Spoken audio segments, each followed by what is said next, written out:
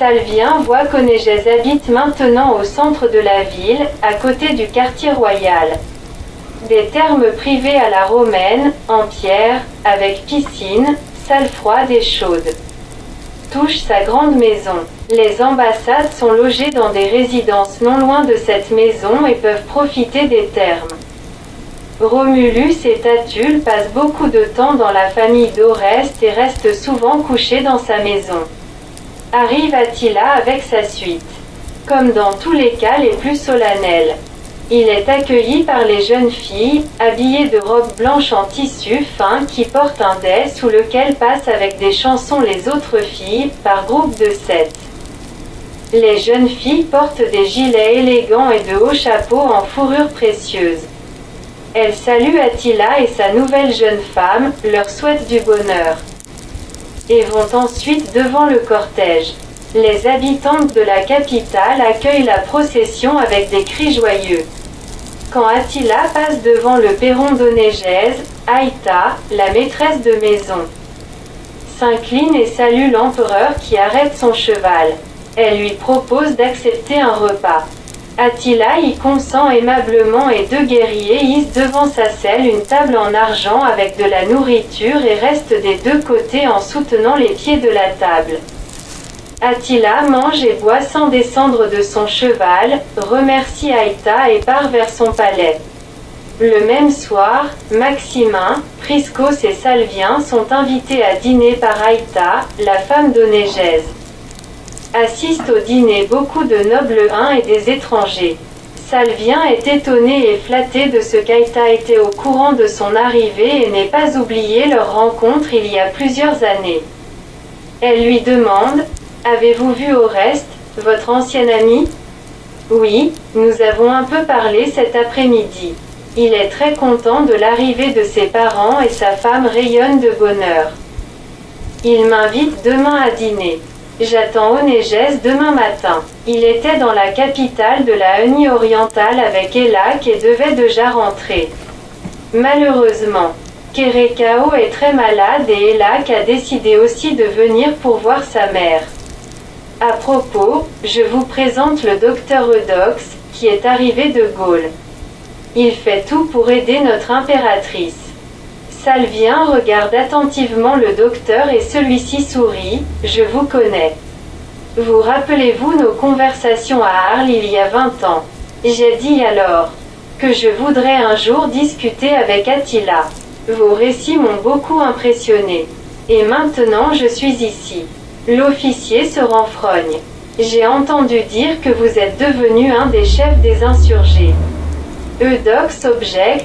Les Bagaudes sont des paysans, insurgés contre l'oppression romaine et les impôts, devenus insupportables.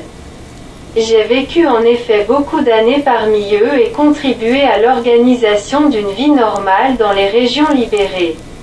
Le dîner commence. Salvien et Eudoxe prennent place dans des coins opposés de la salle.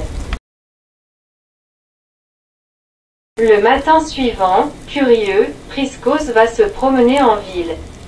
Il traverse quelques quartiers et rencontre un homme richement habillé qui le salue en grec. Priscos s'arrête. « Vous parlez parfaitement grec. » L'inconnu, portant les vêtements huns, sourit. « En fait, je suis grec. J'étais commerçant dans la ville de Viminacium, marié à une femme riche. Mais la guerre a commencé. Les Huns ont pris la ville. J'ai été donné à Onégèse au partage du butin. Étant mobilisé dans son armée, je participais d'abord à la guerre contre les Romains. Ensuite à un raid à l'est. J'ai racheté ma liberté, selon les lois des Huns, avec mes butins. Maintenant je suis devenu tout à fait Hun. Je me suis marié avec une femme une. Nous avons de beaux enfants, je suis souvent invité à la table d'Onégèse.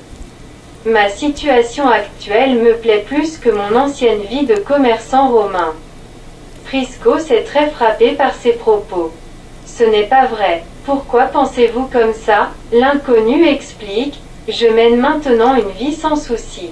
La bureaucratie pesante qui vous dérange à chaque pas n'existe pas ici. La guerre pour les Huns est une activité intéressante, Tandis que les Romains modernes ont désappris à faire la guerre, leur tyran ne leur autorise pas le port d'armes. Pour les Romains, la vie en temps de paix est devenue même plus insupportable que pendant la guerre avec tous les impôts, le paiement des tribus aux vainqueurs, les excès des percepteurs d'impôts et des autres scélérats. Comment peut-il en être autrement quand les lois ne sont pas les mêmes pour tous? Les riches et les influents contournent facilement les lois.